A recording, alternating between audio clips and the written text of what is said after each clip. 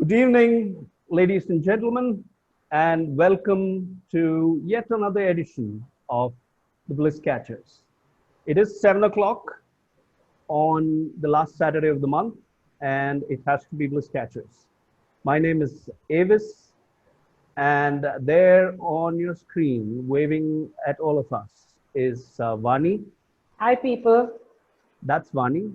So we are, Vaani and I, we are the happynesswalas. We believe our life's purpose is inspiring happiness. We have an interesting story. So Google us. You need to type HAPPYNESSWALAS. Google us to know more about us, and that search will take you to a lot of links on us. But just to give you an overview, Vaani and I are going through a fascinating, life-changing experience. We are dealing with a crippling bankruptcy, which means that for the last 14 years, we've been dealing with this crisis. And this means that we've been dealing with long spells of worklessness and often pennilessness. This has been a very painful, dark, challenging phase for us materially. And yet, in this time, we found light. We found that we could be happy despite our circumstances. We learned the art of being non-worrying, non-frustrated, and non-suffering. We learned not to pick up worries. We learned that it is okay to put in your best efforts and not get the results that you think you deserve. And we stopped asking why me? So we have been dealing with this phase, this grueling, challenging phase of our life with happiness, because we have learned to be non-worrying, non-frustrated, and non-suffering. This awakening led us to our life's purpose. And we said, how can we share our learnings with more people? How can we be useful even when we cannot be successful? You see, success is being elusive. We are not able to earn money. We are not able to repay our debt. We are not able to claw our way out of this dark hole that we find ourselves in. And yet, we believed and we are being useful. That is why we say our life's purpose is inspiring happiness. I'm going to throw something up on the screen so everyone can see it. We started that journey of being useful, even if we could not be successful. We started that journey of inspiring happiness, of living a life of purpose, with me writing my book, Fall Like a Rose Petal, which was, for some reason, if I go on to full screen, I'm finding that the cursor is not moving. So I'm going to stay with this view. I wrote my book, Fall Like a Rose Petal, which is essentially sharing lessons, spiritual lessons that we have learned from living without money. So how to be happy and content while living without money. That's what my book talked about. This released in 2014. And then last year, the Tamil translation of this book by the legendary Charukesi happened. And both the books are available on Amazon.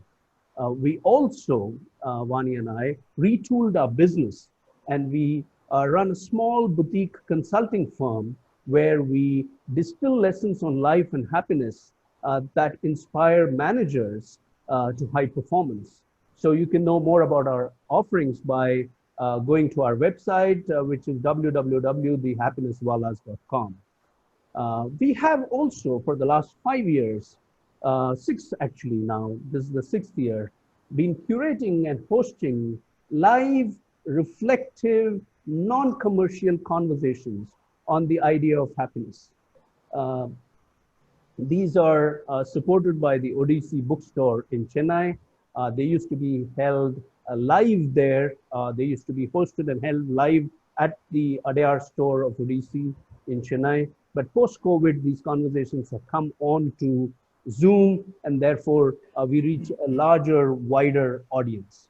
The first of those conversations, the happiness conversations, deals with exploring the lived experiences of people who have every reason to be unhappy, but they have chosen to be happy despite their circumstances. And the other series, the Bliss Catchers, the one that you are attending today, explores the journeys of people who have gone on to do what they love doing. Bliss Catchers is essentially focused on celebrating the philosophy of American mythologist and author Joseph Campbell. Campbell said famously, follow your bliss and doors will open. Doors will open where others will see only walls, but you will be able to see those doors. Now, interestingly, Vaani and I have led our life uh, witnessing this philosophy work for us, particularly in these 14 years that we have been dealing with this bankruptcy. So to us, the Bliss Catchers is reflective of our own experiences. And we talk to people who have had the courage to follow what they love doing. And the reason why most people postpone following their bliss is because of that feeling of economic insecurity. You see, bliss is not not an abstract or a difficult to achieve state. You experience bliss when you do what you love doing. But we postpone this decision because we are in the conditioned by society to think of economic security first. Money is important, but what we have seen is that when you follow your bliss, when you go do what you love doing, then on its own, life takes care of you. And you live a happy and content life, living with, getting by with whatever you need at one level. And if you actually manage it well, and we'll talk about that a little later in the evening, you do end up coming by a lot of money as well. So bliss is profitable, both from helping you live a good life, a happy life, and also helping you earn money doing what you love doing. 6 seasons, 54 editions, 107 guests so far, and all of them have repeatedly talked about their bliss being profitable for them. So if you are interested in knowing more about this journey, please go to YouTube, look at the AVIS Viswanathan channel, and search for this film called The Reason Why You Live. This is a film that is a beautiful film, about 12 minutes long, and it's made by Bliss Catcher and conservation educator Ramnath Chandrasekhar. The Reason Why You Live tells the story of Bliss Catchers and tells the story of how they have found their bliss leading them to a life which is fulfilling, a life that is complete. This season, the 6th season of Bliss Catchers, year 2020, is dedicated to the memory of yet another amazing bliss catcher. It is dedicated to the memory of Sri Krishna Shivakumar. He was on our show in the fourth season in June 2018, alongside Flute Giant. Krishna, when he was in 6th grade and was riding in an auto rickshaw to school with his mom asked him, "Hey, Krishna, what do you want to do when you grow up? What do you want to be?" And he said, "I want to be a filmmaker." He ended up going to engineering school, became an engineer, but decided not to follow that as a career path. Had the courage to go and make films. He made short films, corporate films, feature films, and he made documentaries, ad films. And he said, "I don't care what kind of films I make. What is important to me is that I am involved in the process of filmmaking. That's what gives me joy." That's what Krishna told us on the show. Unfortunately, in February this year, on the sets of Indian 2, and I'm sure you must have heard of that accident, the terrible tragedy, Krishna died on the sets. He was assisting director Shankar on the Indian 2 project. What is interesting is that Krishna lived a short life. He was in his early 30s, but lived a meaningful, happy life. And what is also important is that he showed people that you could be who you are, you could follow your bliss.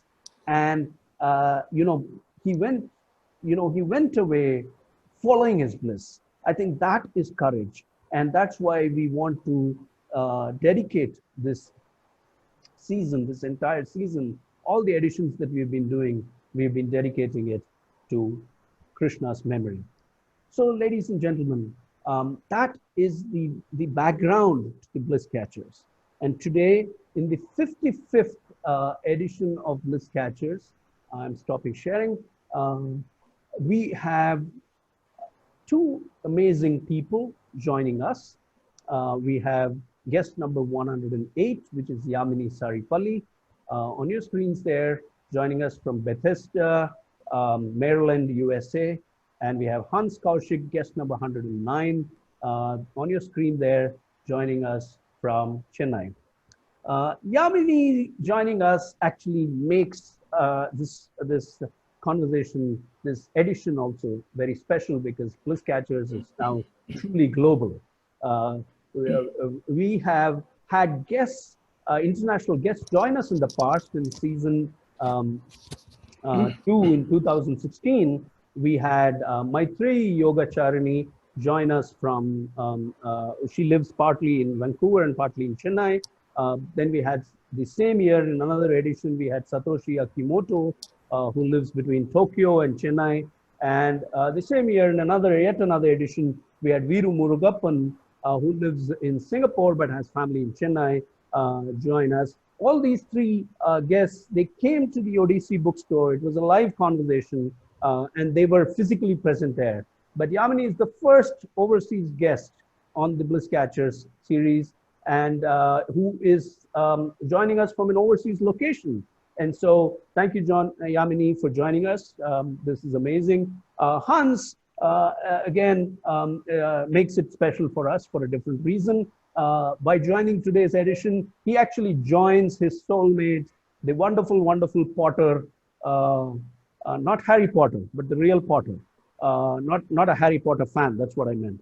But the real Potter, Kaveri Bharat, who's also a Bliss Catcher. She featured in the November 2017, the third season edition of Bliss Catchers. So Hans and Kaveri actually are the third couple who are featured on Bliss Catchers. We've had Preeti and Srini in the first year, 2015. Then we had Gauri and Ram Narayan in the second year, 2016. And this time, Hans and Kaveri, the third Bliss Catcher couple. So you see how bliss as an idea is permeating the entire environment. You know, it's we're finding families of Bliss Catchers now. So Hans, thank you for making this special again for us. Pleasure. Ladies and gentlemen, the format we have is, those of you who are joining us new, is that we will be in conversation with Hans and Yamini going all the way till 8:30. It's a 90-minute event. We started on time and we will finish on time. During the entire conversation, you will be placed as audience, you will be on mute. We will not be responding to raised hands. We will also not have a Q&A at the end of the edition. This is a conversation, it's not a panel discussion, it's not a talk, it's not a biographical talk in that sense. And if you have any reactions or comments, please leave them in the chat box. I'll also request all of you to keep your phone videos on your devices, on your phones or computers. Please turn off your videos so that we can squeeze enough bandwidth. I'm recording this conversation, and keeping your videos off helps us immensely with the bandwidth. Should we have, in the unlikely event of a power outage among any of us participants, which is Yamini, Vaani, Hans, and me, Bear with us. We'll be back in a couple of minutes, and whoever is still on the call will lead the call. So we kind of set it up for that. Should you be experiencing any audio or video difficulties at this moment, please leave the conversation and rejoin. It could be a Zoom issue, and it should settle down in its due course. So that is the set of administrative guidelines for today. And let me now go on to introduce Yamini and Hans and start the conversation. Yamini reached out to us. We didn't know her. She heard about the conversations that Vaani and I have been doing. And she said, who are these happinesswalas and what are they doing talking about bliss? I guess that must have been her question. And I'm so grateful on behalf of Vaani. I say this, Yamini, that you reached out. She pinged me on Facebook Messenger in 2018, and it's taken 2022 long years for us to get to sync our calendars. And thanks to COVID, we are actually doing it on Zoom now. But if Yamini had not reached out, we would not have known of such a powerful Bliss Catcher story. Yamini is somebody who was swept away by her bliss when she saw her guru, Master Garu, Vempati Chinna Satyam perform Haravilasam when on a tour in the United States. And she felt that she belonged to dance and that dance was her own. That's the feeling that she got on first encounter. And that took Kuchipudi. So she was very clear she wanted to do Kuchipudi. Parallelly, she also qualified to be a very accomplished dermatologist. But in 2015, she said, hey, I'm not doing justice to my dance. So I want to do part-time dermatology and most time dance. And that's how she kind of, is living her life and loving it this way right now. She says dance completes her, and her articulation and her learnings are very powerful. We're waiting to hear them from Yamini. Hans, who hasn't heard of Hans? Anybody in Chennai from theater circles, from art circles would know Hans. Hans Kaushik. But then very few would have seen him other than on stage, because he's that quiet person who gets on with his work and lets his work talk. So it wasn't until Kaveri's Bliss Catcher edition in November 2017, though we've lived in the city for 25 years in Chennai, that we actually met the Hans Kaushik in person. And we tried Googling on him, because somebody in theater will always have an interesting story, but very little information on the internet about Hans Kaushik again. So that left me and Vaani wanting to know more about him. And so we set up a coffee meeting, and what do we find? That here is a man into his young adulthood, did not seriously know where life was going, did not seriously know what he wanted from life, did not know why he was doing what he was doing, and also chose to do nothing for a while. And yet, remarkably, he finds that clarity in deciding to be an artist, an actor, and a teacher teaching art and acting. And for 35 years, Hans Kaushik has held that flag up. For 35 years, he has taught generations of young people these two disciplines. Hans tells me and Vaani over coffee that for him, his bliss is the universe's way of taking care of him. And he says the universe has always given him what he needs. Amazing story there, and we're going to get to that story very soon. Thank you once again, Yamini and Hans, for joining us. And let's get started. Are you all set? Audio clear? Yeah? Okay. So let me start with you, Yamini. The more I think about your story, this is an inescapable question. As children, we all have aspirations. We kind of, children think of becoming pilots, fire engine fighters. They want to become artists. They want to become actors. At one point, I thought I would become Amitabh Bachchan. I would be an actor. Okay, but you also think you will be a dancer, you will be a musician, whatnot. But as you grow into your teens, into your adolescence and young adulthood, you kind of shake off these aspirations, and you kind of get embroiled in the business as usual process of life. But in your specific case, Yamini, what happens is it's in your teens that you become more steadfast about doing what you love doing, which is dance. How did that happen to you? Is there can you share more of that part of your journey? Sri Gurubhyo Namaha. Sure. Again, this is awesome. I'm really excited to share my journey, and I hope it will inspire some of our attendees to follow their bliss. You were talking about acting. Actually, from childhood, I loved acting. My father is a wonderful drama artist, not by profession, but by passion.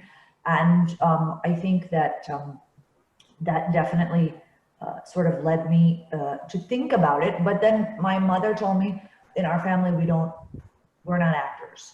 You know, we don't do that profession. And both of them are scientists. My mother is a physician. My father is an aerospace research engineer. But in 1994, I mean, I did fun dances at school and, you know, for India night and those kind of things, but nothing serious. But I did start with my first teacher, probably in like 7th or 8th grade, Srimati Sujata Vinjamuri. But when my guru, Dr. Vempati Chinna Satyam, came in 1994, I was in high school. I think I was a freshman maybe, so 15, 16 years old. I didn't know what I was going for. My parents just said, we're going for this dance program, and I went with my friends. And at that point, I don't know what sort of overcame me, but literally it was an experience where I was transported somewhere else. And it was such a positive energy that I didn't even know where I was. I guess I was not there because my friends were trying to talk to me, they were tapping me, and the tears were incessant. They just kept flowing. Of course, things take time. So there was something that was planted here. It took like maybe 9 months to sort of say, okay, Dad, you know what? I really want to learn this, because I was in a Midwest community. I had faced racism in grade school growing up. So it took a lot of courage to even tell my dad I want to go to India and, you know, learn that. So that's sort of the seed that was planted. That's how it happened. You know, Bliss has a very interesting way of sneaking up into our lives. Bliss is the reason of why we find happiness. And so it comes in very, very stealthily. You could hear her say that, I don't know why I was crying. I don't know how I was transported somewhere else. What does she mean, actually? Khalil Gibran says this very beautifully. Khalil Gibran, talking of children, he says, your children are not your children. They're born through you, but not for you. They are life's longing for itself, says Gibran. So in a way, we are all somebody's children, right? So we are also life's longing for itself.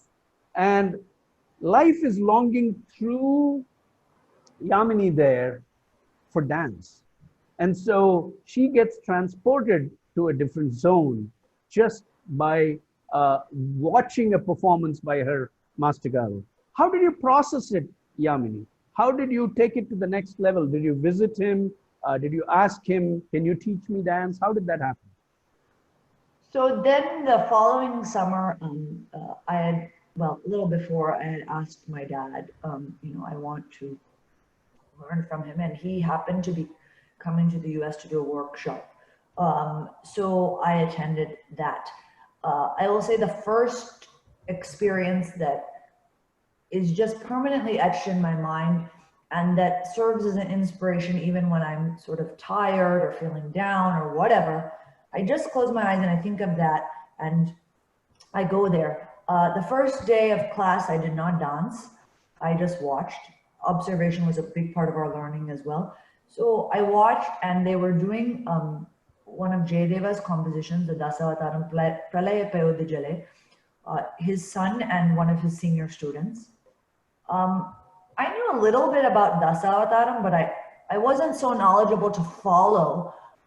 But this time, you know, because I was so up close, it wasn't in a theater, I could not stop crying. And, you know, I'll get more to this later, but I do want to mention one thing is I was always a seeker of permanent happiness from childhood, because I remember one episode on Mr. Rogers where they talked about death and that no one is permanent.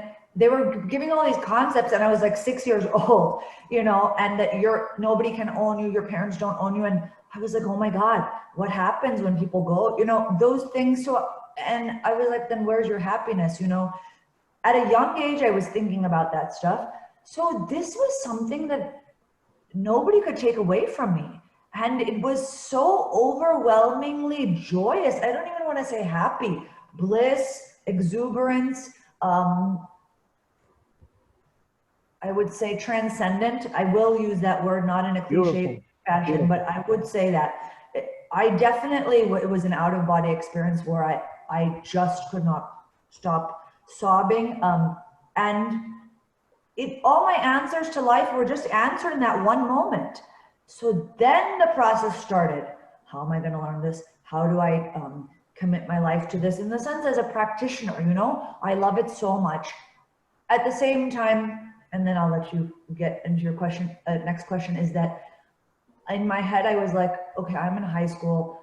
I've been sort of stereotype prepped to be a scientist or something in the science field. I'm good at that. I'm good at things in science. Oh my God, how is this going to happen? It has to happen. How? But then I just decided it will happen. That's it. I don't know how, but that's okay. It will happen. So that's, yeah. That's how you processed it. That's how you processed it. I want to pick on that word transcendental. I want to pick on that word, that phrase, out-of-body experience.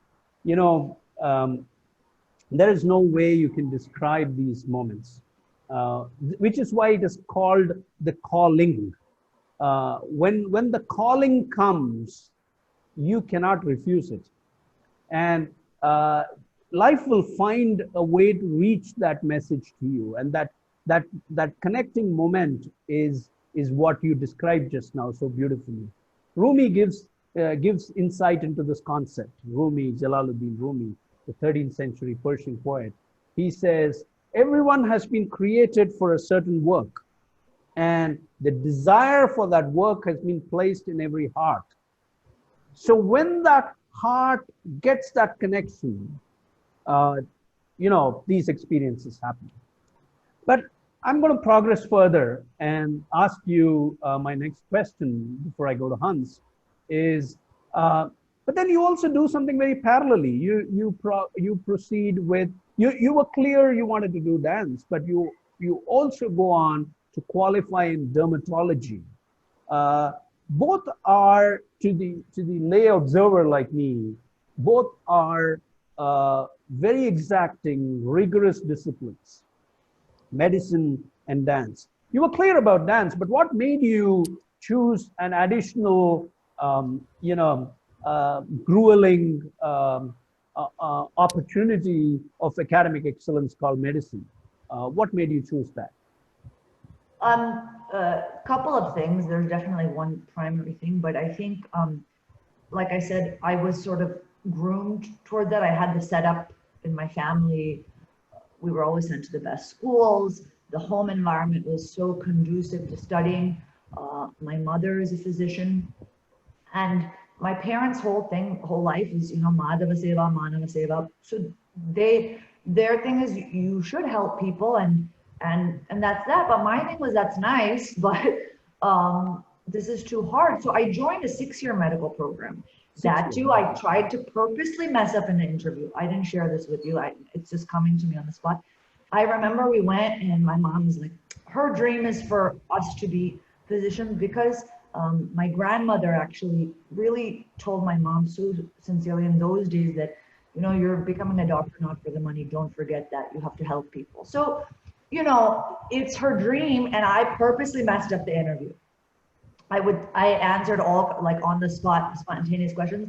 And of course they loved my answer. which I was so annoyed. So in the 6-year medical program, it's pretty rigorous in the sense that you don't, here we do 4 years undergrad, then you apply for medical school, and then you have 4 years medical school, you do an entrance. I didn't do any entrance or anything. I just had the, from high school I applied and I got into a 6-year. So it's condensed, so it's much more intense. So after the middle of the first year or something, I was like, I don't want to do this. So first thing I did was I applied for a year off. After the second year, the degree part is over, and I wanted to go study in Chennai with Maestro in his academy. And sometime in between there, my father called Maestro and said, hey, please talk to Yamini. We're not able to knock any sense into her. She wants to quit medicine. I had applied for business school thinking, yeah, that'll be easier. Something was going on in my head. And then one Sunday afternoon in the academy, Sundays used to be off from dancing. And I was a teenager, so we were playing, thinking Master was upstairs in his home. We were playing tag or something, running around, and suddenly I hear this booming, majestic voice, Yamini. And if he calls you by your name, either you're in trouble or he has to talk to you something serious and you've done something good. So then at that point, he sat me down and he said, because he said, I heard you want to quit medicine. And I said, I'm worried that I can't dance. He said, I'll see to it that you dance. You don't worry about that. You study medicine. What do you say? And I said, I'll think about it. I had the guts to say that to such a man of such stature. And I was getting up from my chair. He said, sit down, think about it right now. He forced me to think about it right there. And then I told him my worries, and he said, I'll say it quickly in Telugu and translate. Oka మానవుడిగా పుట్టిన తర్వాత ఇంకో మానవుడికి సేవ చేయడం మన ధర్మం. అందులో నీకు మెడిసిన్ చదవడానికి అవకాశం వచ్చిందంటే ఆ దేవుని ఇచ్చిన వరం పోగొట్టుకోకూడదు. When you're born as a human, it's your duty to serve your fellow human being. And that too, you've been given opportunity to study medicine. That's a boon from God. You shouldn't waste that. So I was like, oh God, what do I do? So then he said, I will see to it. And it's so beautiful. Neelo dance వచ్చేటట్టుగా నేను చూసుకుంటాను, నువ్వు medicine చదివేటట్టుగా నువ్వు చూసుకో. So he didn't say, I'll make sure that I teach you dance. He said, I will make sure that the dance is within you, is part of you. So you promise me that you'll study dance. That just secured it in my mind, because I faced a lot of more than the scope of this conversation challenges. I'm sure Hans did too, but there's always something that you go back to and you hold on to that's your strength. People ask me, would you ever just dance? And I always say, if I didn't think about financial security or anything like that, I would still do medicine, partly, even if it's 1 day a week, because of the promise I made him and what that experience impacted my mind so much. That's amazing. I'm glad you talked about it. This is beautiful. He could have said a million other things, but that's, I'm just touched by his sense of humanity, that he used the idea of being human. I think we have a learning here. We are all created as human. Let's understand that. We never asked to be born. So the very fact that we've been created as a human being is a blessing. And the idea of being born human is about the idea of being happy, is about the idea of being serving to serve, as Master Garu told Yamini. And the idea of being human is about living a full life. But unfortunately, society and generations of conditioning have made us move away from living to earning a living. And because you are in the earning a living bubble, you are thinking more about deserving rather than serving. And you cannot construct the word deserve without the word serve in it. So you're spending too much time saying I deserve more, and people lose the plot. And I think somebody like Master Garu, somebody like Yamini telling the story of how she imbibed that learning reminds us that we're here to serve as human beings. We're here to be happy, and we're here to live a full life and not just exist. Thank you so much for sharing that. I'll pause you here. I'll go to Hans's story on the other side and pick up with Hans's journey with my first question to Hans. Hans, my question to you is really about that phase when you decided not to tick any of the conventional boxes that people want you to tick.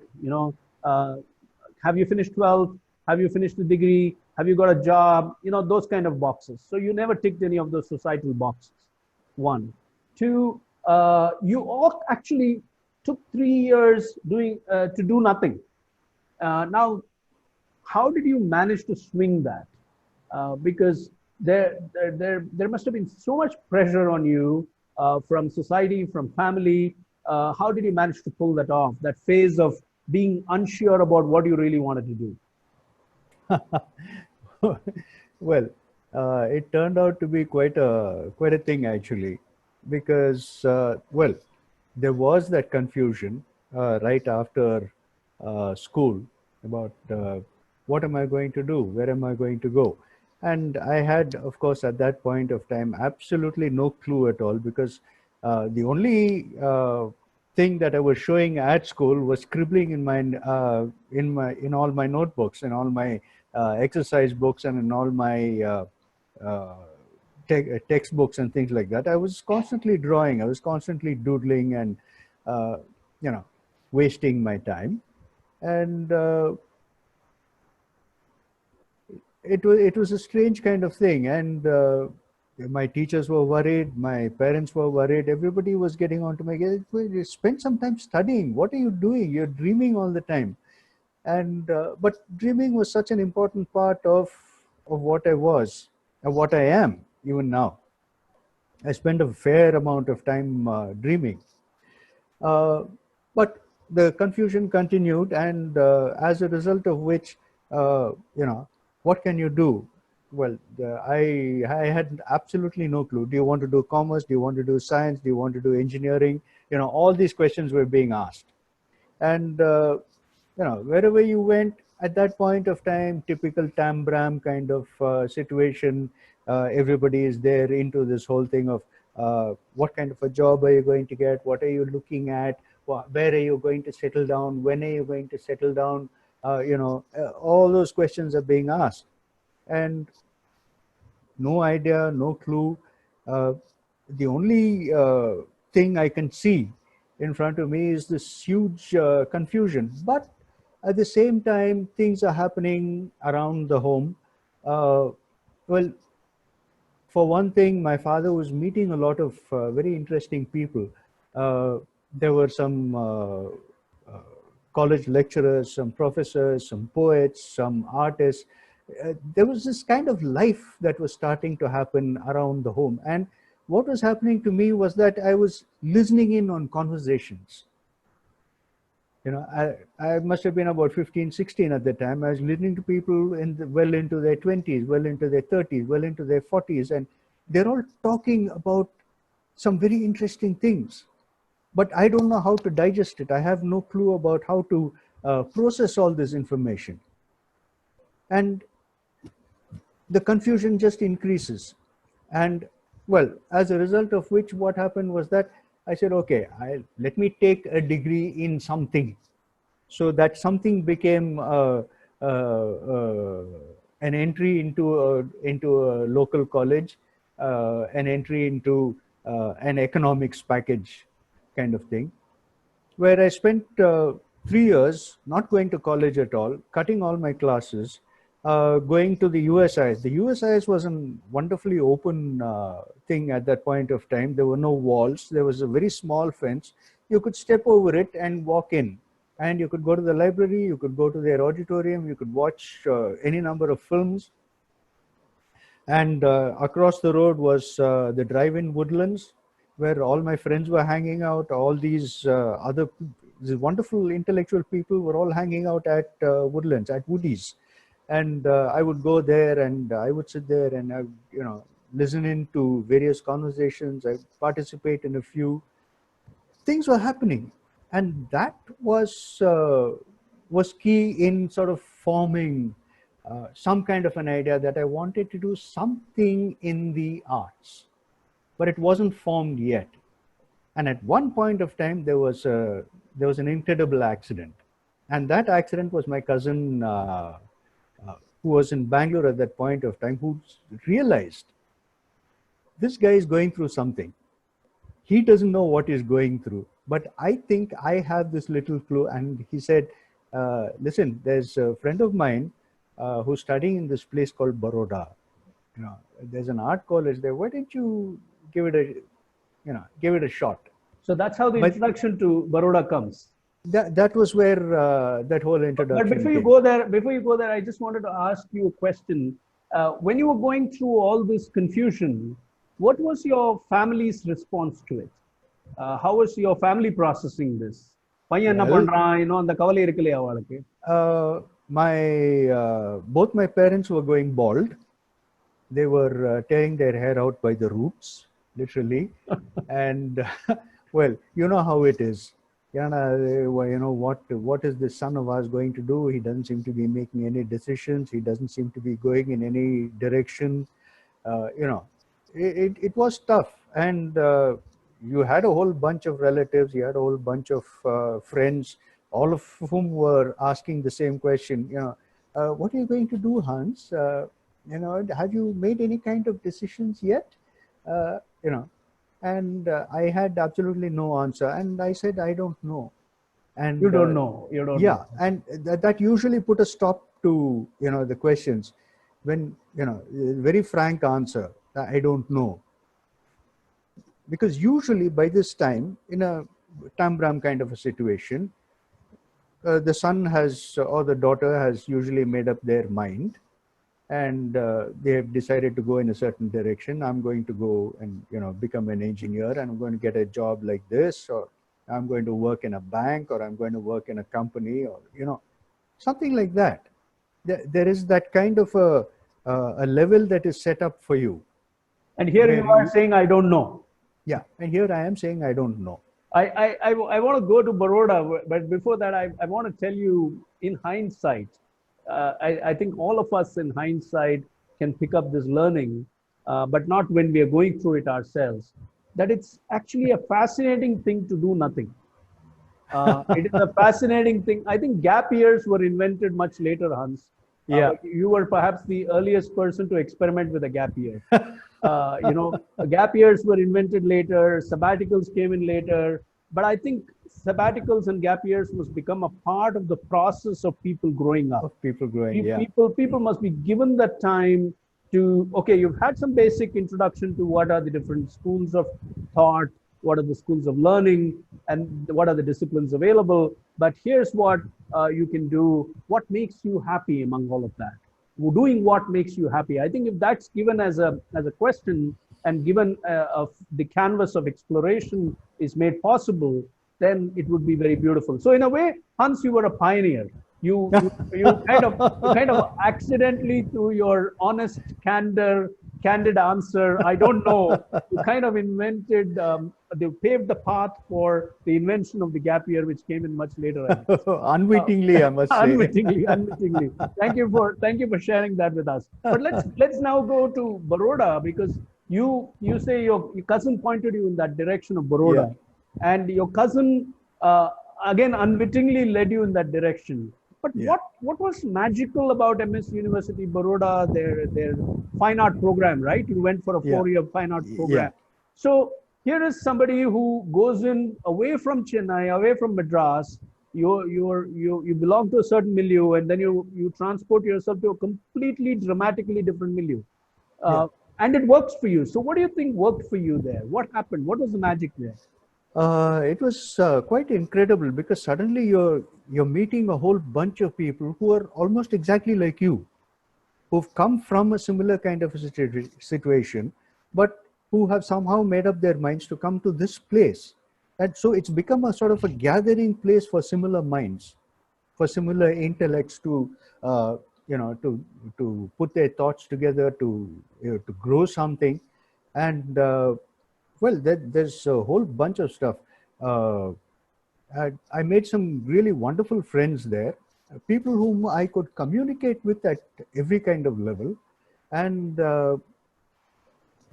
it wasn't just that. And it was seeing all these wonderful teachers, people like K.G. Subramaniam, people like Ghulam Sheikh, people like Ratan Parimu, people like Jyoti Bhatt, people like Jyotsna Bhatt.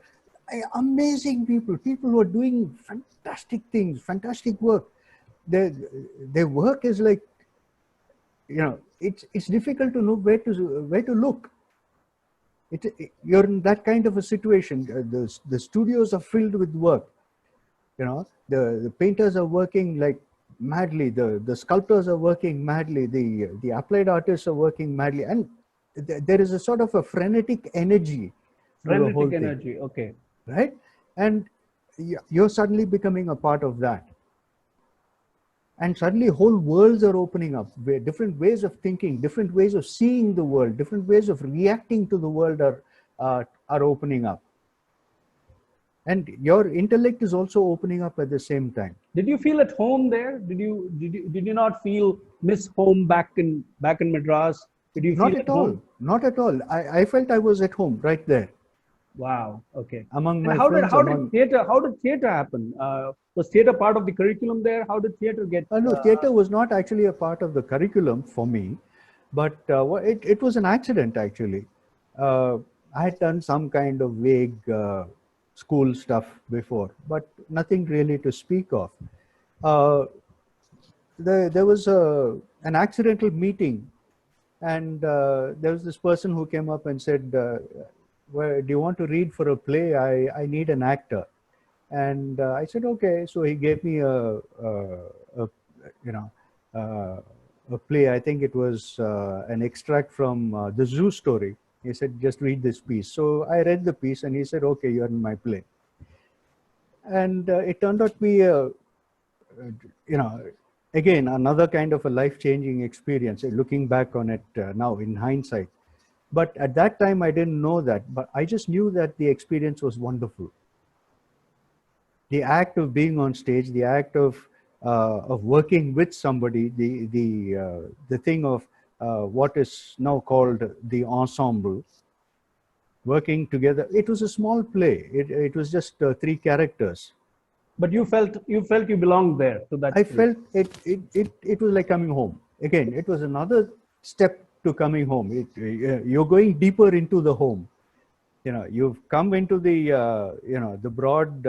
You come into the compound. From the compound, you're going towards your room. Wow. It's almost like that. Wow. Wow. What you say. You used two big, powerful phrases. One is frenetic energy, and all that energy kind of swept you, embraced you, swept you away. And the other is coming home and belonging. Feeling that you're going deeper into your home. So in a metaphorical sense, it is different from the place of Madras and the place of Baroda. Here it's about where does Hans belong. And that makes me think about 3 things that happen to all of us in our life: people, places, events. All these are arranged for us. This is something that I've seen, and I'm seeing that validated again with your story, Hans. There is an arrangement. There is a beautiful cosmic arrangement there, and you don't meet anyone by accident. You don't visit any place by accident, and no event happens without a reason. So all of this kind of creates a kind of a path for you that you end up taking. These things, they fall in place in a very beautiful manner. Again, I lean on my favorite Rumi, who says, live your life as if everything has been rigged in your favor. He uses the word, live your life as if everything has been rigged in your favor. So think, I don't know, says Hans, and then the cousin points in the direction of Baroda, and then that opens up a whole new world. Yeah. Fellow intellectuals, people with ideas, art, and then the feeling of coming home. You see that? There is a cosmic conspiracy. So I don't think there is a conspiracy to finish any of us off. There is a conspiracy to to bring us to where we truly arrive. So sometimes this may be evident, sometimes it is paradoxical. We don't want to go in a particular direction, but life is taking us there because that's where you must arrive. Yeah. Hans, thank you for sharing that with us. That triggered so many thoughts in my mind, and I was able to share some key learnings. Let me go to Yamini's story here. Yamini, very quickly, my next question to you is really about that decision that you had to take in 2015 to not do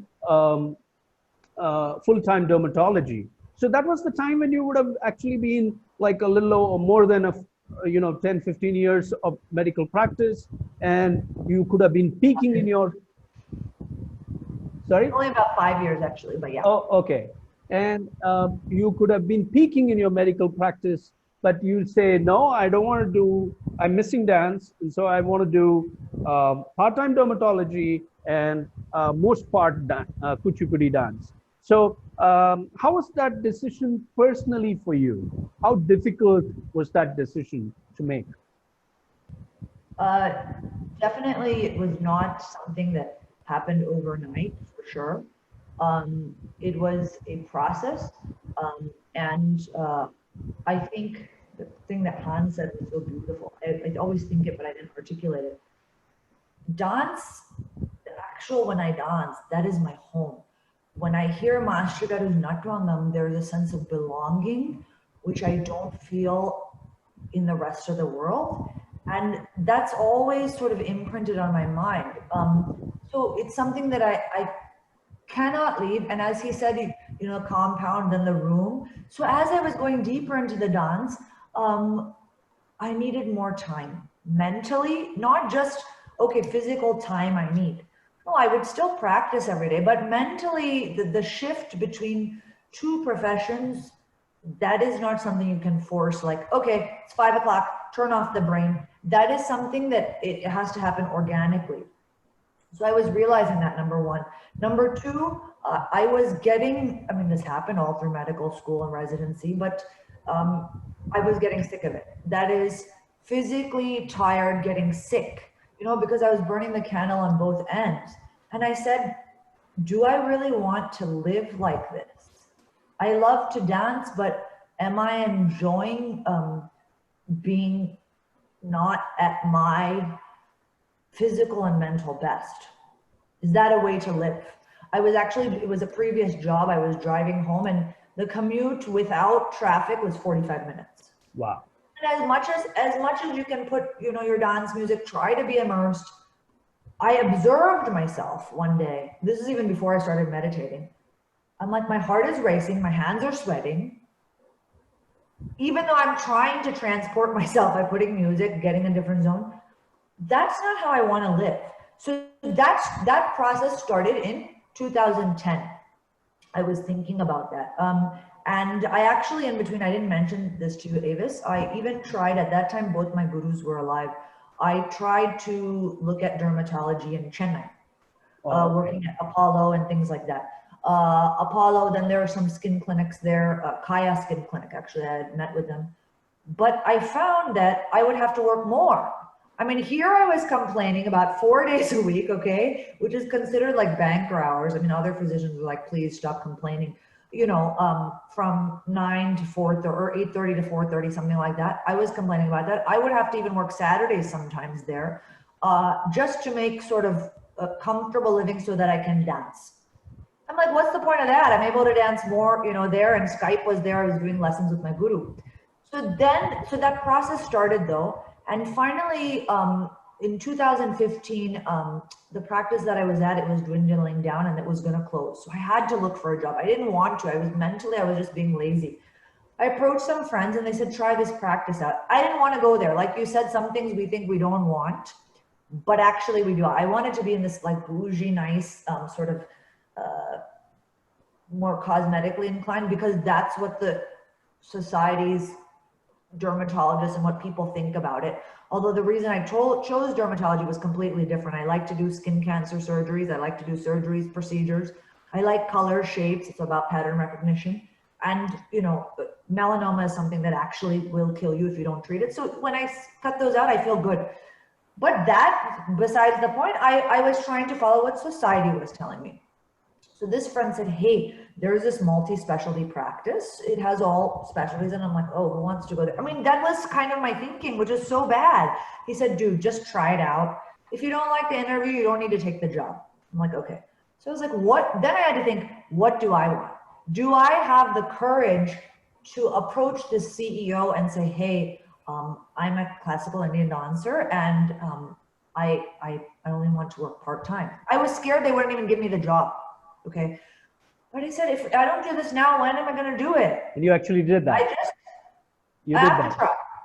So then when I went to the interview, I said, you know, I'm only looking for part-time. I want to be upfront. He's like, yeah, no problem.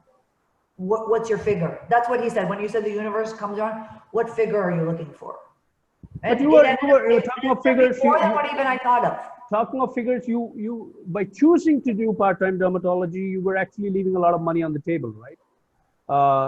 And so did that bother you? Some kind of insecurity, family pressures? Hey, Yamini, why are you not earning more money when you are young and you can actually do this? And not just family pressure, actually, Avis, even fellow dermatologists and this thing and that. I think because my intention for life is to passionately, relentlessly pursue excellence in Kuchipudi. And Wow. That's something my guru instilled in me, and the universe and God, and that's just in me. So that is a constant. So when that is a constant, everything sort of worked its way around. Did it bother me? Yeah, but was it going to change what I did? No way.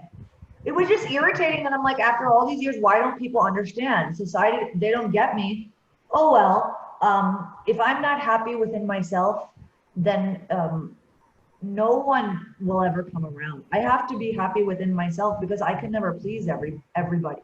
There will always be someone who doesn't agree, always be someone who agrees. And eventually people came around because I will say 200%. Of course, dance improved because mentally I have more space to, not just physically dancing, but you know, outside the studio to immerse myself. But when I am in clinic, when I'm treating patients, I am so 110% present there because I'm happy with how I have structured my life, and that shows. So you're a better medical professional because you are happier as a dancer, right? 200%. Yeah. Beautiful. This is beautiful. So here are the key learnings that I'm picking up, Yamini. One is that if I don't tell him now, when will I do this? And as long as my happiness is constant, I know what gives me happiness and I know that is constant, then I build my work around that, my life around that. And the third is the essential key part of the last part that you just shared, which is you're a better medical professional today because you're happier as a dancer. So amazing learnings there. And what I will pick up is, add to it is the conceptually, we all talk about intelligent living. Intelligent living really has two components. One is to know that this life is impermanent and it's a limited period often. The second is that happiness is not a destination. It's not a goal. It's what you experience in the here, in the now, with the circumstances that you have. And so when you recognize these two parts, then taking a decision around money becomes easier.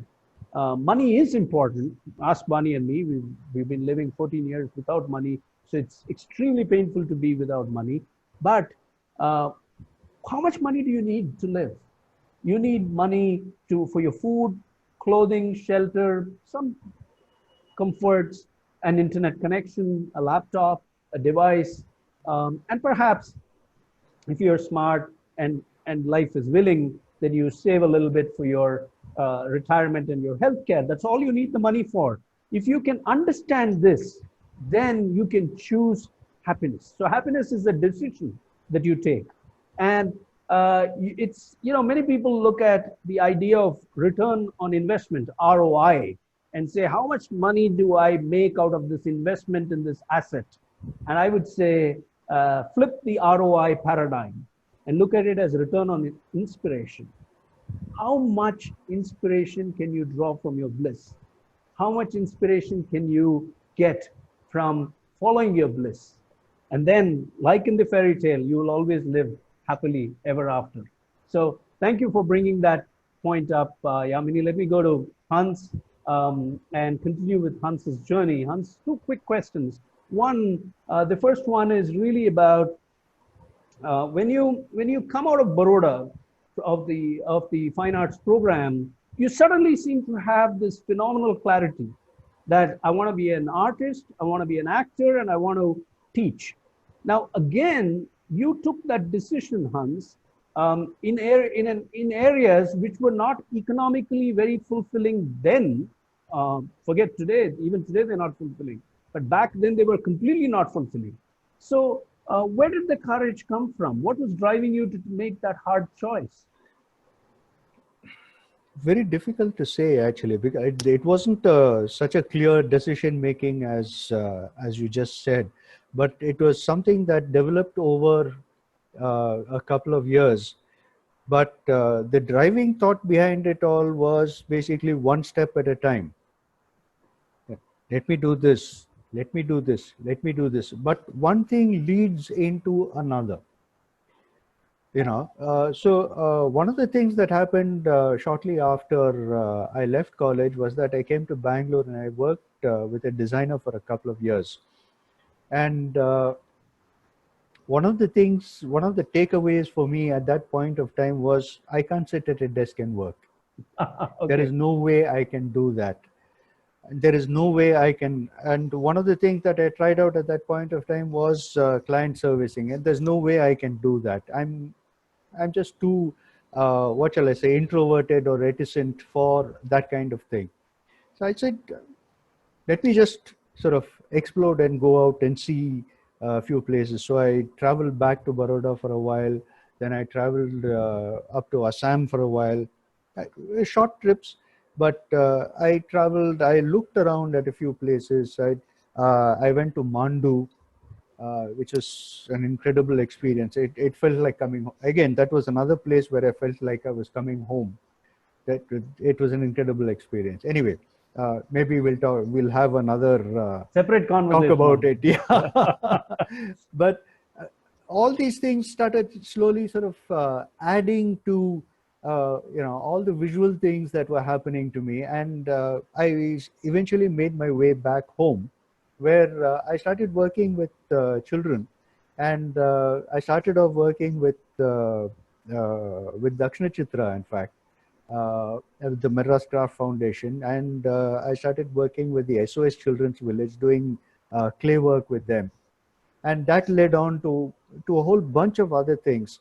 But the teaching became a constant, and then at the same time I started doing a play with someone whom I didn't know very well at that point of time, but whom I got to know through time and through doing the play. And what happened as a result of doing that play was that I formed my own group with a couple of very dear friends, and the experience from that grew into a fantastic journey through a whole bunch of villages, performing about 40, 50 performances, I think close to about 40 performances in the villages, where you're dealing with people, and that was something that opened me out, that opened up my thinking. You're performing for someone who's talking to you as you're performing. That experience was something else, and you're performing without fancy lighting. You're performing without a stage. You're performing on the streets. You're performing in a like a char rasta kind of thing. You've blocked off one side, but there's a couple of thousand people sitting in front of you. You won't get a couple of thousand people sitting even in music academy. Exactly. And so I decided that theater is going to be one of the mainstays of my life. And so it was an evolutionary process, Hans. Yeah, it was an evolutionary process, and it was very organic in that sense. And it was evolutionary, it was organic, but I think what you said is offering a very important learning, a very powerful learning, oftentimes clarity comes not so much in terms of what you want to do, but clarity starts with what you definitely don't want to do.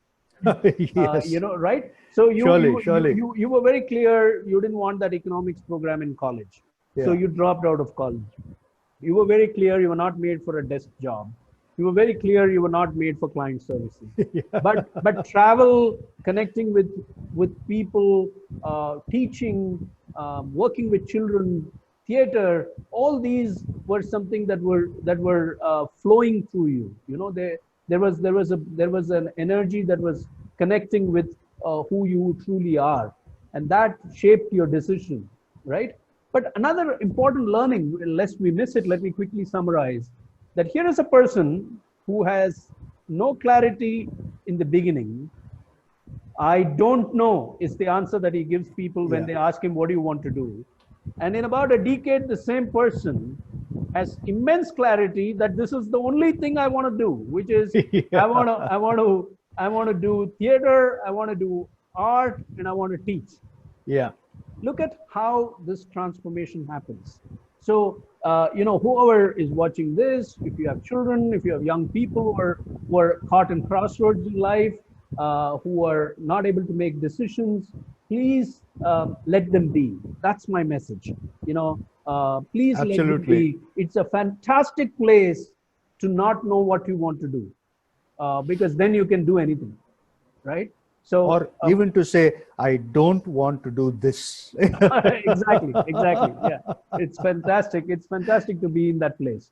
Hans, very sharp question. Yeah. And 35 years you have lived this life with this clarity, knowing what you don't want to do and knowing clearly what you want to do. So you are you are showing people that following your bliss is not a bad idea, and it won't let you down. But my specific question to you is, have you at all been able to come up with a method for being able to balance your bliss with your economic engine? Is there a method you have struck? Is there a way that you've been able to do these two together? Uh, for me, no. It's a tightrope. Mm-hmm. It's a constant tightrope. There's just no two ways about about that. You're constantly balancing one thing with the other, and there are times when there is a certain amount of despair. There is a certain amount of oh, what am I going to do? Such a thing is coming up. This thing has to be done. That thing has to be done, but somehow things fall into place. Somehow, Somehow, okay. somehow. And you grow from one day to another, 1 month to Yeah, another, and 1 year to another. yeah. Effectively, yes. Effectively, that's the way. That's the way. Yeah. Okay. One leading, one additional question there quickly. Let me slip it in. So, what do you do when you hit that moment of darkness? I read a book. I paint. I draw, and I read Shakespeare. I read plays, So, and I whatever gives sit. you joy, whatever gives Whatever you. gives me joy. Yeah. So look at that. This is the learning here. There is no method here. It is a tightrope. I think just because you get a paycheck at the end of a month or at the beginning of a new month, we think there is security and that there is no tightrope walk. I think everyone is walking their own tightropes in their own way. Yeah. But I think the person who's following their bliss is walking the tightrope, Happily. being blissful about it. Okay. And when there is darkness, thank you, Hans, for being so honest about it. We all go through those spells of darkness. I wrote in my journal 2 days ago that on a day, these were my notes on my journal, on a day of complete darkness. So, and in our context, we are dealing with a demonic bankruptcy. I wrote my note because for me, writing is therapeutic. Writing gives me joy, but I wanted to record that I was writing on a day like that. So I can relate totally to your wanting to read a book or paint or draw. So Yeah. you immerse yourself in your happiness, and your happiness. There is no way to happiness. Happiness is the way. You have to use it. You have to employ it to last that much longer. On that note, I'm going to actually ask Hans for your last question, and then I'll go to Yamini for her last question. Keep it very sharp, Hans. 35 years, if you were sitting with, so he's got two wonderful children. He and Kaveri have two wonderful children, Nandan and Saryu. So if you were sitting with Nandan and Saryu right now in your living room and talking to them about life and happiness, what has your own experience taught you about life and happiness? What would you be telling them? Do whatever you want. Have fun doing it. Enjoy yourself. If you want to be a painter, enjoy yourself doing it. If you want to be a historian, you want to be an academician, enjoy it. Thoroughly enjoy it. Go for it. I mean, that's the key thing. Go for it. Go for it. Go for it. Yeah. Go for it. So I think both Nandan and Saryu are very blessed to have parents like you and Kaveri, both of you who are Bliss Catchers yourself. We are very blessed to have them. No, but what you just said, I think it is simple and yet it's profound, because you said, and you repeatedly said that, enjoy yourself. Yeah. Can you think about this, people, and if you share this video with young people who are in the process of making up their minds or process of dealing with confusion, what is the idea of life? The idea of life is birth and death. Somewhere in between is this existential drama being played about. And this existential drama involves acquiring an education, accumulating degrees, then you accumulate wealth, then you accumulate fame, or at least you keep, and today's generation also accumulates likes and followers and all of that. That gets added on to the burden of living this existential drama. But are you enjoying the process? That's the question that Hans wants you to ask yourself. Are you enjoying the process? If you're enjoying the process, do it. If you're not enjoying the process, ask what about life will make you enjoy the process and go do that. Go for it. Thank you, Hans, for that quick summary. And I'm looking for a very sharp summary from Yamini as well here. So Yamini, this particularly in the last few years, 5+ years of being this part-time dermatologist and this most-part-Kuchipudi dancer, what have you learned about life and happiness? What would you tell the world? And how are you experiencing this entire phase of your life now? I think first I would say for me personally, I got my answers to things I was seeking my whole life from a child. Something that is permanent, as you said, okay, birth and death are the only constants, right? Something that is permanent, that lasts beyond the lifetime. I feel that any art is like that. For me, my sense of home, my connection is with Kuchipudi. But anything that gives you timeless, eternal happiness. When I'm reborn, the same art would give me the same happiness, probably more, okay? Because of the connection from previous lifetimes. I think that is one big lesson. And I think if I was to tell somebody, somebody who's confused or figuring it out or whatever, I don't want to put an age because each person's journey is different. Each person, when they find that aha moment, it's different. That age is, I think, is just a number personally. But I would say I loved Hans's point about home. I've always thought of that. When you find, that sense of belonging at home, there's such a, I'm sure you experience this, Hans, there's such a sense of relief. Oh my God, oh thank God. You feel your whole life you've been lost and suddenly you're back in your home. And that's how I feel with dance when same Jati I would have listened to my whole life, but when I'm stressed, you were asking him, how does he deal with certain stress? In my practical experience this year with COVID, because when we were doing virtual visits, it it was more than a 50% decrease in patients. So I think for 6 months, we've been dealing with much decreased income, and how I've dealt with that, you know. Well, first thing is, God has taken care of you this far. You've never had food, shelter, clothing a problem, and He's made you find He's made you find it. Some people never find it in their life. The thing that gives you the most bliss. So be content, and that is the security I have, not the bank account.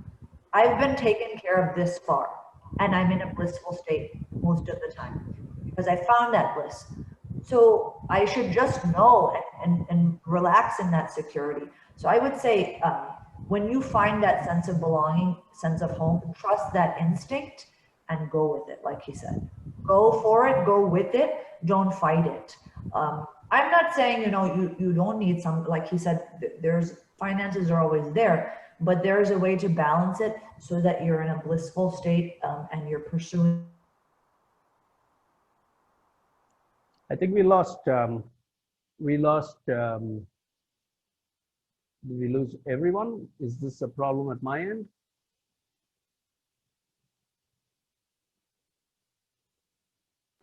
I think maybe Avis is frozen. Yeah. No, I think I froze, but I'm okay now. I'm okay now. Okay. So can you just repeat the last part that you said? Oh, what did I say? The last part. Hold on for a second. Okay, just yeah. Once you find that thing that you're like, oh wow, I feel like I've belonged here my whole life. What have I been doing? Or I don't feel like an outsider here. This is my home. Because even when I first, you know, started with maestro, there were other people who grew up in the US and were studying in India like me. And I was like Hans said, when he went to Baroda, it was like I belonged there, and there were other like-minded individuals who gave me that courage. So when you find that sense of home, find other people who like that same blissful thing that, you know, you do, so you have a sense of community, and it makes it easier. What last part there, you know, your articulation has been very powerful. Before I take away the learnings, I want to ask you, what do you do when, what does dance do to you rather, when you are dealing with a lot of stress, or when you're dealing with confusion, darkness, maybe worry? What does dance do to you in that moment? A lot of things. Physically, I would say as a physician, I can say this. If my heart is racing, if I'm feeling anxious and my mind is racing, it just calms it down, first of all. So first, it brings me back to baseline, a neutral state. Then if I keep listening to it, or I'm physically doing it, it elevates that, you can say consciousness, spirit, whatever. It elevates it so that it reminds me, I think, what is the real important thing in my greater purpose, not in that moment. At the end of my life, what is the greater purpose? It reminds me of that, and therefore I'm just calmer, and I say this too shall pass. Beautiful. It reminds me of what is the greater purpose, and not what I'm dealing with in the current moment. I think Hans will resonate with that as well, and I think anybody who's dealing with life will resonate with that. We go through different challenges, different storylines, different shapes and sizes. Yet the idea is very very common to all of us. The idea of what happiness can do to us, what bliss can do to us.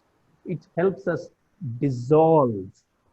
You know, it helps us dissolve the physical realm and move into a realm where we understand and celebrate the larger idea of being alive. You know, that's what I'm picking up from what Yamini said so far. This whole idea of dissolving and becoming one with a larger design, which is why are you here in the first place? I think it's been a fascinating conversation. I'm going to wind it down in a few minutes. And so thank you, Hans, and thank you, Yamini, for taking the time, for planning with us. You know, the schedule gets frozen for a Bliss Catcher edition, gets frozen much in advance.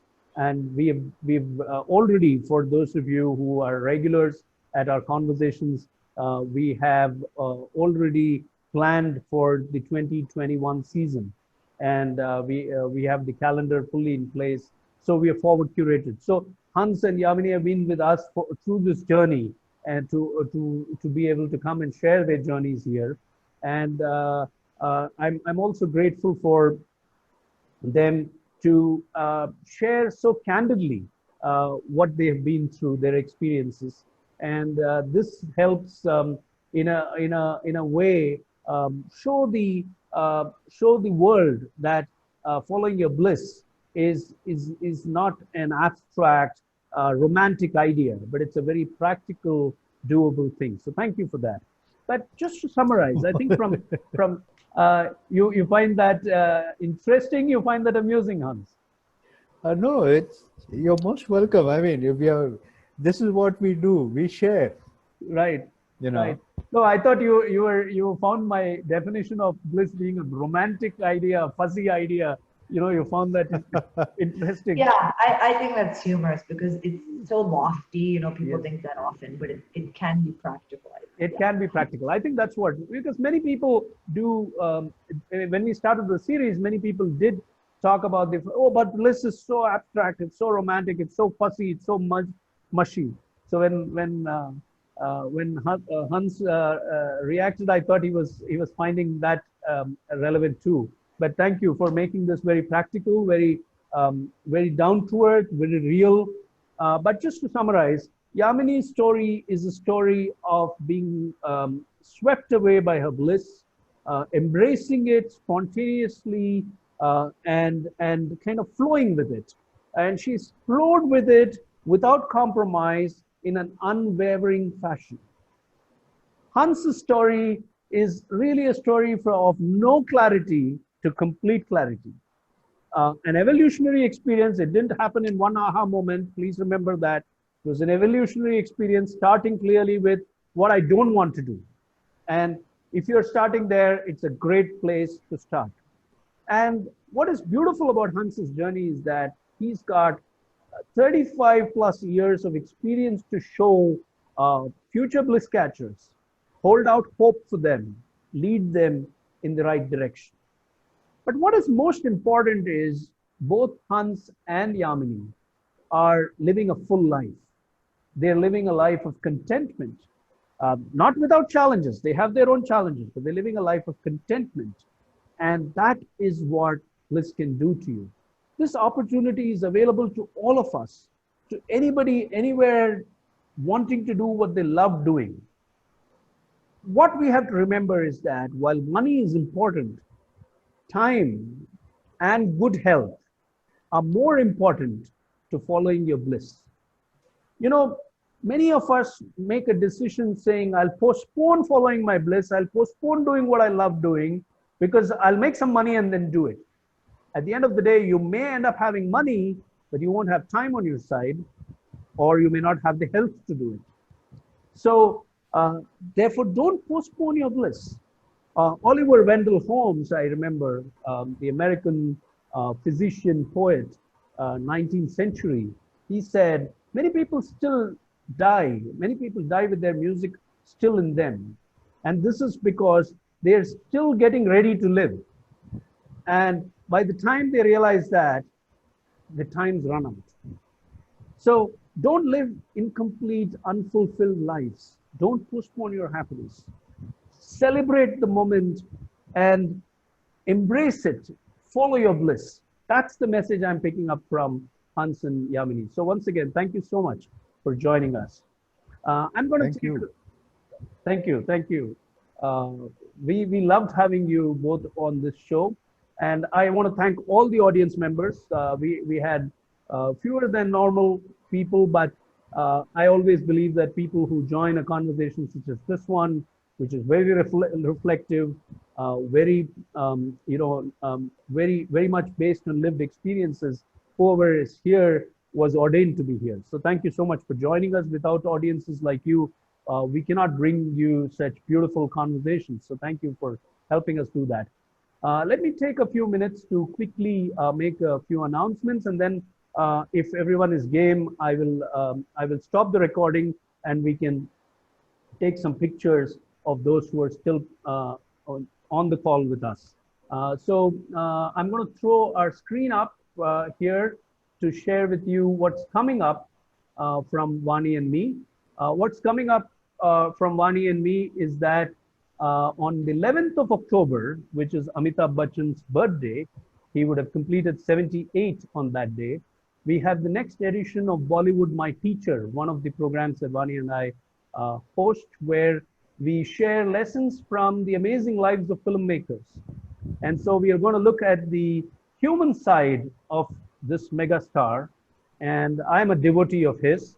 So it's a special 2-hour program. It starts at 6:30 p.m. and ends at 8:30 p.m. And this is on October 11th, Sunday. Please do join us here on Zoom. Then on October 31, Halloween's, we actually have the next edition of Bliss Catchers. We have two wonderful people, Kritika Subhash, who is a personal jewelry designer. She found her bliss or her calling come to us when she was skydiving in Bovec, in the skies of Bovec in Slovenia.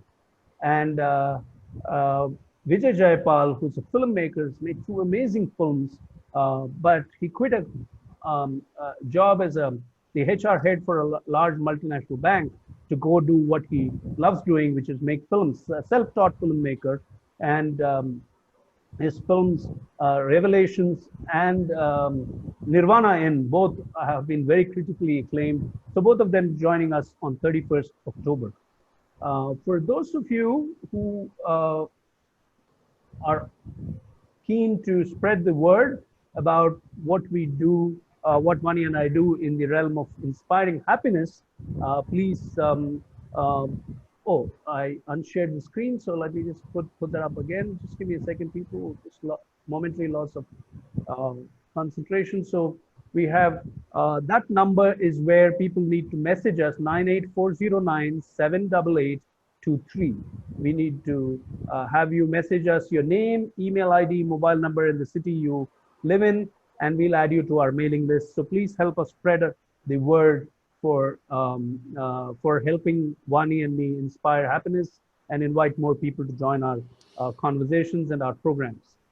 I'm going to let you all go, but before I do that, since we lost an amazing, iconic artist, performer, human being, S.P. Balasubramaniam yesterday, I'm going to take just a minute to celebrate his memory.